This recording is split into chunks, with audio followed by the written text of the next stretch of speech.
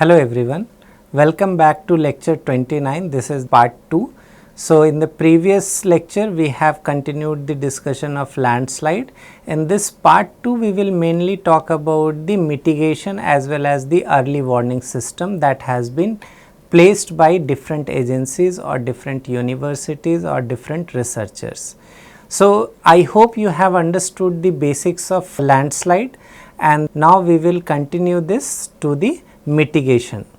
So the simplest means of dealing with landslide hazard is to avoid construction on the steep slope and existing landslides, which is not practical. Why it is not practical? Because with the increase in the population, what happens, we are having shortage of the spaces, right, especially in the cities. So we are trying to build the houses or we are constructing the buildings everywhere, and avoiding a particular area is not practical. So what happens, we are looking for the mitigation measures so that we can start building our houses or the offices or different buildings. So the construction policy related to the slope stability, that is very important. So each of the state government, they are responsible to produce this construction policy related to the slope stability for their areas. Monitoring and early warning system can help resident to evacuate temporarily when probability of landslide activity is very high. So suppose if this is the area which is having the history of landslide, so what happens? The first thing is to avoid constructing in those areas where we have the history of landslide, which is not practical, right? Now second one is the construction policy. There should be some norms which is given by the government, that these are the precautions that you have to follow, then only you can build your buildings here, right? Or you can utilize this area for other purposes. Then the next one is, if we know that some of the areas are prone to landslide, then we should have the early warning system. So this is how we can help the people residing in those regions to save their life and property. So there are three major topics here. So when we talk about this mitigation methods, so the first one is the soil slope stabilization, because whenever we talk about the landslide, it is basically the failure of this slope, right? And here top layer is always or commonly the soil. So if we have the soil slope stabilization method, then we will probably save our life and property. Then comes the rockfall hazard mitigation. I hope you remember the rockfall, which is the rock pieces which is falling from the elevated areas to the downslope and they are toppling or rolling, right? Then comes the debris flow hazard mitigation. Then landslide dam mitigation, because many of the high altitude areas, the dams are getting breached because of the landslides, right? So we also talk about the landslide dam mitigation. Then comes the biotechnical landslide mitigation. These are different than this one, because here we will talk about the biotechnical, right? So with the help of plants and vegetation, how we can reduce the intensity or the frequency of the landslide. So the first one is the soil slope stabilization. So here soil slope stability can be increased with drainage control, to install surface and subsurface drainage system to reduce the water infiltration. Then comes the slope reinforcement using retaining walls, soil nailing, rock bolts or geotextiles to strengthen the slope. So many of you might have seen this retaining wall or maybe rock bolts or geotextiles which is used to prevent the landslide. Then comes the vegetation and bioengineering. Plant deep rooted vegetation to enhance soil cohesion and reduce erosion. So, what happens when this is the slope and we select a particular plant which has the roots going down in this. So, if this is the slip circle, if this is the surface of the rupture, right, and if the roots are long, they are holding the beneath soil or the rocks, then this will give strength to this material, right. So, that is why deep rooted vegetation is used to enhance the soil cohesion and reduce erosion. Surface protection, apply erosion control mats, shotcrete or riprap to prevent surface erosion, because this surface erosion prevention is also equally important. Then load management, restrict heavy loads and construction activities on unstable slope, because if this is in, let us say, metastable slope, so then we will restrict the movement of heavy vehicle or even the construction activities on this particular slope. That way we can have the stability of the soil slope. So, here this table gives you the combination of slope stabilization technique. It is from Howell 1999. So, this geotechnical engineering technique, then bioengineering aspects, then combinations of both. So, here when we talk about the geotechnical, so the first one is the reinforced soil, soil nailing, soil anchors, retaining walls, right. And here you have densely rooted grasses, shrubs and trees. Then comes the most vegetation structure, then deeply rooting trees, large trees and large bamboo clumps, right. So, these are used in bioengineering methods. Then we can also have a combination of both.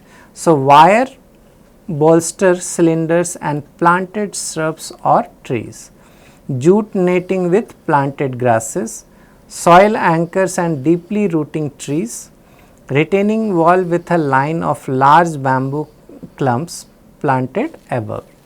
So, here you can see how we are utilizing the different domains information or the expertise to prevent the landslide. So, that is why I call it multidisciplinary problem. It has to be solved by all the people from the relevant areas come together and solve this problem. Then comes the rockfall hazard mitigation. Rockfall causes extraordinary amount of monetary damage and death, because this is comes with a velocity and the size can be very small to very large, right.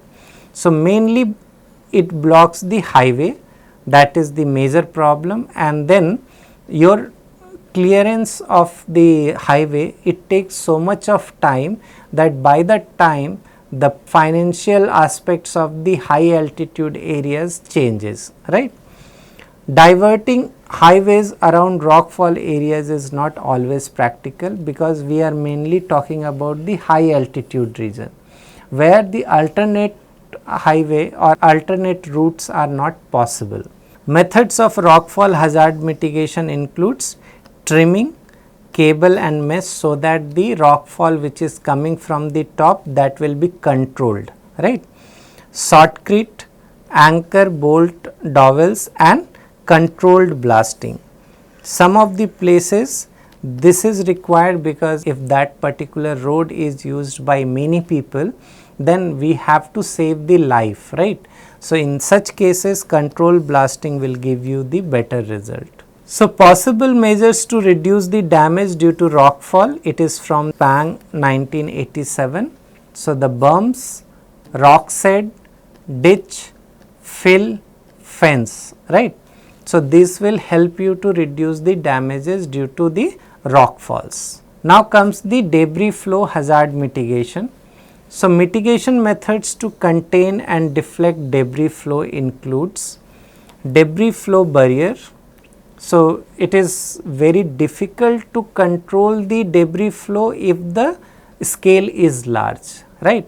But if the scale is small, then this debris flow barrier will work, right? Construct check dams, retention basins and deflection walls to control flow. If it is expected that a particular area may experience the debris flow, then you can have the check dams, retention basins and deflection walls, right? Then we can also work for the drainage management. So, here improve the surface and subsurface drainage to reduce the water infiltration on such areas. Then slope stabilization, use vegetation, retaining structure and grading to minimize slope failure. Then we can also have very good land use planning or the land use utilization. So, restrict development in high risk zone and enforce hazard zoning regulation. So, it is up to the state government how they are implementing and how it is getting conveyed to the common people, so that the people should be aware that this particular area should not be used, right. So, here you can see this is from Wagnon 2020. So, debris flow mitigation measures. So, this is the example of check dam, here you can see. Then comes the open type sabo structure. So, this is from Japan. Then comes the concrete slit barrier here, this is from Portugal. Then flexible net barrier, this is here. This will hold the debris, right. This will not control the water, but it will hold the debris. You can see all these, right. So, this is from Italy. So, this kind of mitigation we can have for the debris flow.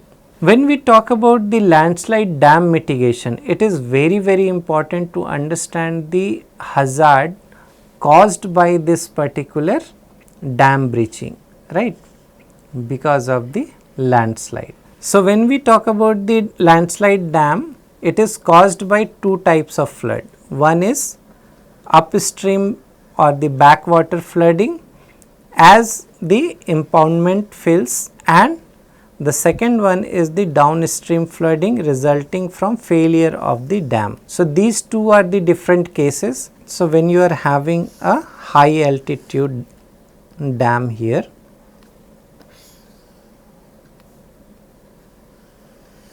right, and here you have glacier or maybe some fluvial system. So, the water is coming here, and because of the flooding there will be impoundment fills, right. So, the backwater, it will cause the failure of this particular chunk, right, and because of that waves will be generated and this particular lake will fail, and this will cause the landslide dam. Another case where the downstream flooding resulting from failure of the dam.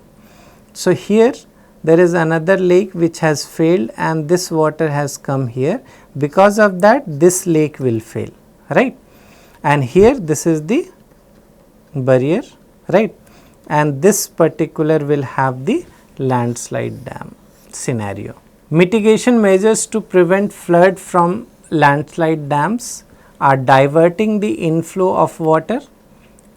So, you can have the diversion of the inflow which is coming to this particular lake, or use the pumps and siphons to drain out the rising water. So, you can pump it out. Construction of open channel spillways. So, there will be continuous discharge of the excess water. Provision of drainage tunnel through the abutment. Provision of drainage conduit, culvert, pipe of a line tunnel through the dam.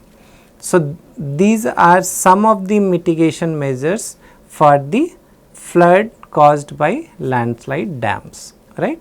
When we talk about the biotechnical landslide mitigation, so as I said, if this is the slope which is unstable and this is the failure surface, right.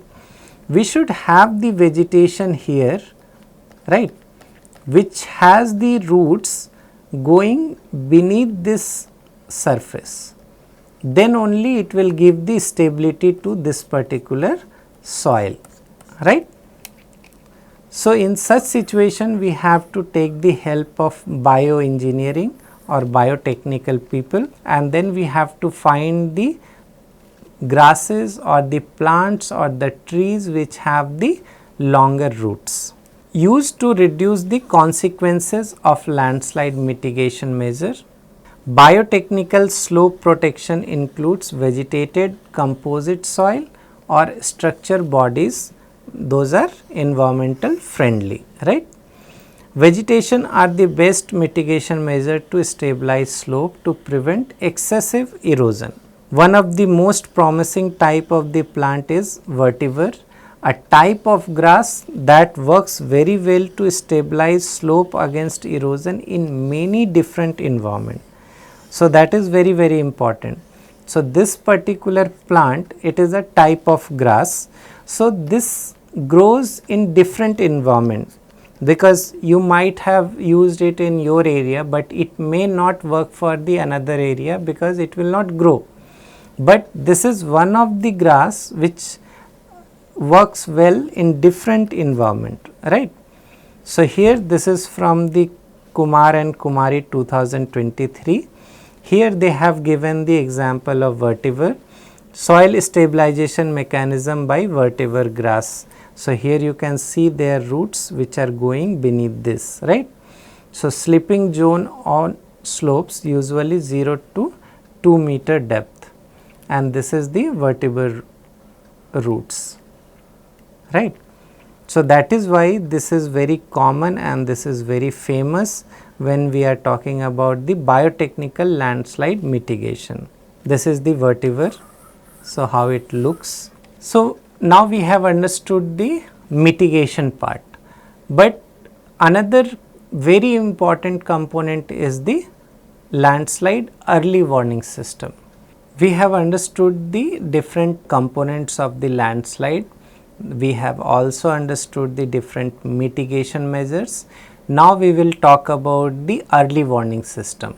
How can we establish or how we can develop a early warning system? What are the key elements of a early warning system that has been discussed here?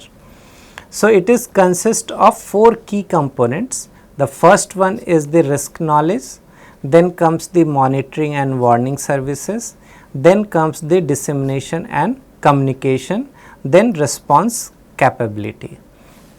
So, let us say that this particular area is having the susceptibility of landslide in these areas, right. So, now what we will do? We will have the risk knowledge that this particular areas are having the history of landslide. Then comes the monitoring and warning system. So, the monitoring and warning system, so we will characterize this landslide and the soil and the slope, and then we will have the complete understanding about this particular slope. We will also have the knowledge because of the forecasting that some of them may fail under some critical condition, right. So, in such situation what we will do? We will keep on monitoring those parameters which are responsible or which are the causative factors, right. So, such parameters will be monitored, and based on that we will have the forecasting. Once we have the forecasting, then we should disseminate the information. That means, this should go to common man, that they should not visit this particular area or they should not construct anything in these regions, right, because this is highly prone to landslide. So, that is called dissemination of the information. Then finally, response capability. So, once we have informed the local government and the local people that these areas are vulnerable to landslide, then people should not visit this area, and the local government, when landslide occurs, then they should be ready to respond, right. So, that is very, very important in early warning system. And here it is very important to note that if any one element of this list fails, we will not call it early warning system. It will be a study of landslide, right. So, here we should have the risk knowledge, warning services, dissemination and the response capability. That is very, very important. When we start working on the landslide early warning system, so we start with the risk analysis, then we move to risk assessment, and then we move to risk management.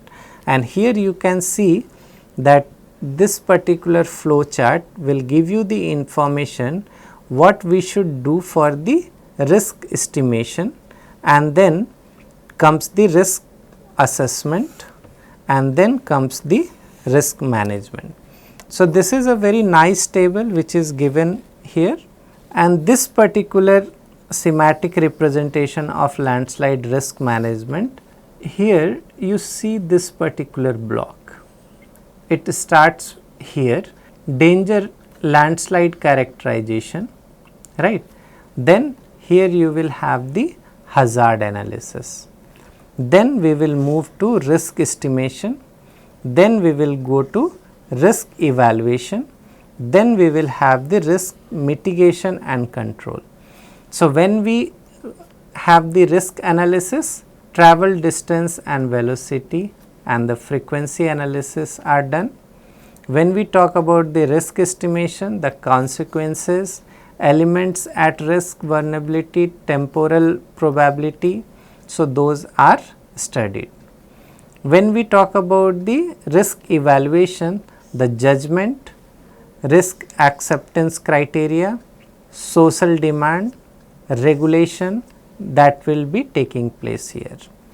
Now, when we move to risk mitigation and control, we should have the monitoring and review, then political ambitions, other constraints and the budget, all are taking place when we are talking about the risk mitigation and control, right.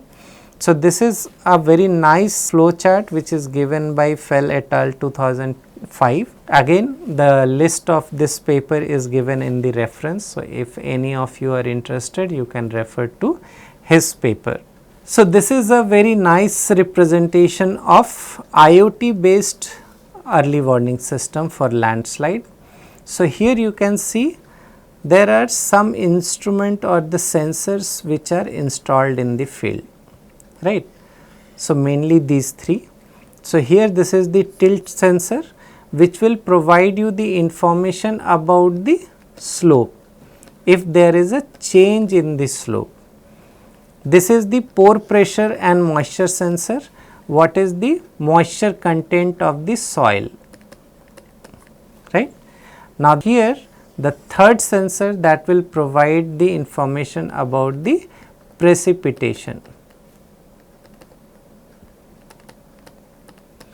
So, once you have these three alarms installed in a given area, if there is a change in the slope, that means the landslide may occur. If there is a change in the moisture condition or pore water pressure of the soil, then also the landslide may occur. If there is a heavy precipitation, heavy rainfall, then there is a likely to change the pore water pressure and moisture condition, and also the slope can be modified, right. So, this is a very nice representation of the IoT based early warning system. Now, all these informations are going back to the base station where it is input into the model, right, and model is the near real time, right. These three sensors here are giving you the near real time information about the surface, and based on that you can forecast that these areas are likely to fail or these areas should be avoided for any kind of visit, right. So, this way we can generate or we can have a landslide early warning system where the people are in the central station or the control station and the data are transmitted with the help of Wi-Fi or with the help of internet to the base station, and that is getting into the model and the model is generating the results, right. Here is the list of typical parameters, monitor and corresponding instrument used in the landslide early warning system. So, the first one is the displacement, then cracking, strains, pore water pressure, groundwater level, soil water content, suction, rainfall and the seismicity and microseismicity of that particular area. That will be used in your model to provide the near real time scenario of a particular location. So, you can refer to all these instruments which are listed here for monitoring these different parameters, right. So, parameter monitored and corresponding instrument used in LEWS, it is from Calvello 2017. So, here you can see the monitored parameter displacement, strain, cracking, microseismicity, rockfall event frequency, mass balance, pore water pressure, suction, soil humidity, water quality, weather, earthquake, volcanic activity, atmospheric tides and then stream flow.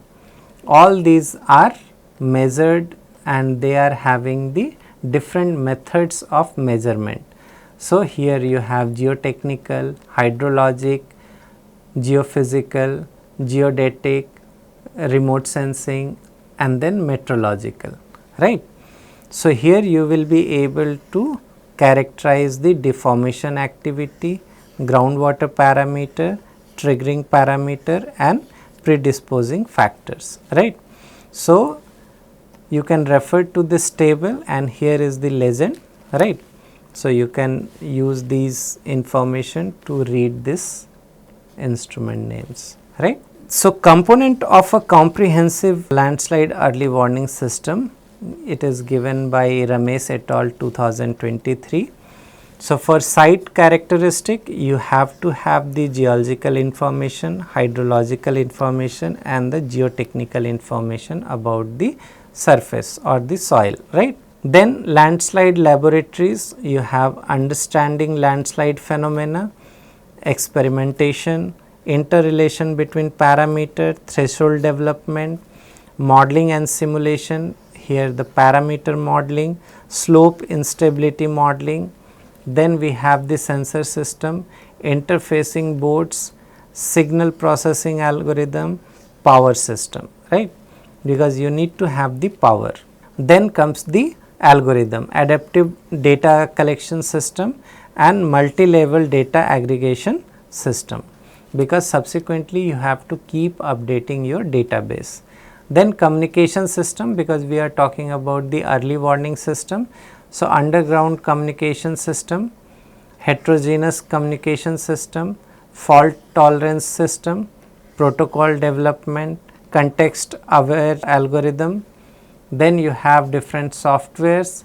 For the dynamic learning system, you have parameter specific, multi-parameter interrelation, dynamic threshold for each sensor, dynamic threshold for multiple sensor, dynamic threshold for heterogeneous sensor.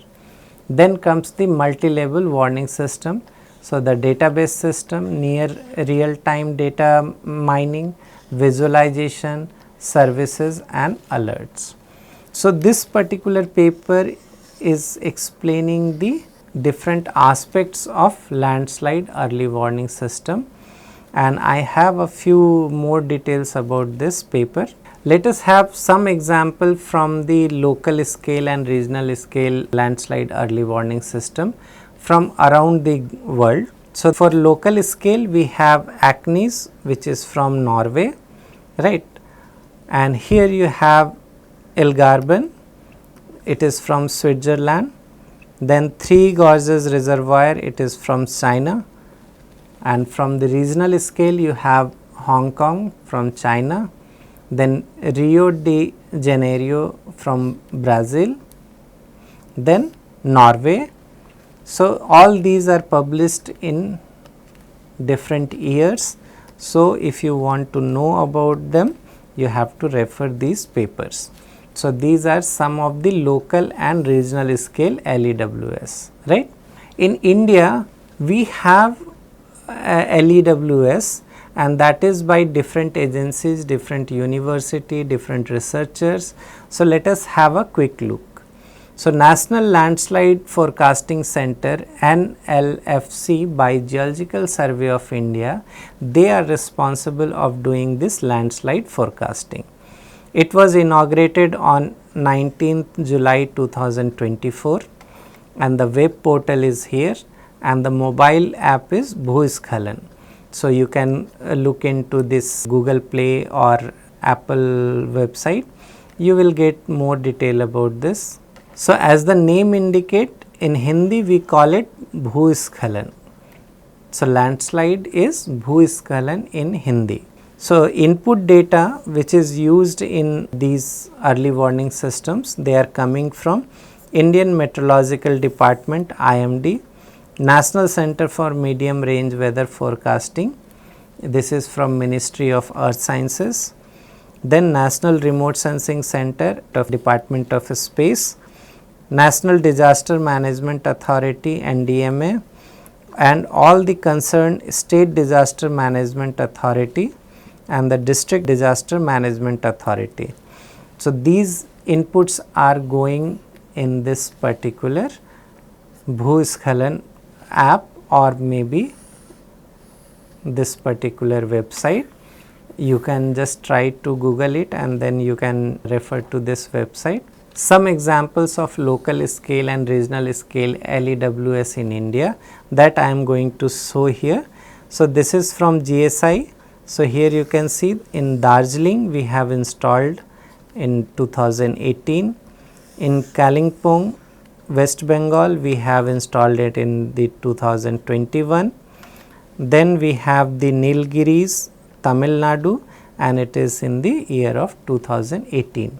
Local scale LEWS by few institutions. So, Munnar, Kerala, that is the site where this Amrita University or Amrita Viswa Vidyapeeth. So, the first one, it is in the 2023, it is installed by Amrita Viswa Vidyapeetham, that is in Munnar, Kerala. Then we have Chandmari landslide in Gangtok, that is again installed by Amrita Viswa Vidyapeetham. Then we have Padar landslide Mandi, it is installed by IIT Mandi, Himachal Pradesh, right. This is the website of National Landslide Forecasting Center. So, here you can see that all these information are needed, and then it will show you the Bhuskhalan map or maybe the landslide maps, right. This is the Nilgiri Tamil Nadu map, which is accessed on 14th January 2025, and here you can see these maps are having the low, moderate and high information. You can refer to these website and then you can have more detail about this. So, some of the references which I have used in my presentation, so that is listed here. You can refer to them if you want more detail about a particular topic or particular LEWS, then you can refer to them. This is the list again. Here all the papers which I have used, those are listed here, right. This is the end of the references. So, with this I will end this lecture 29. Thank you very much.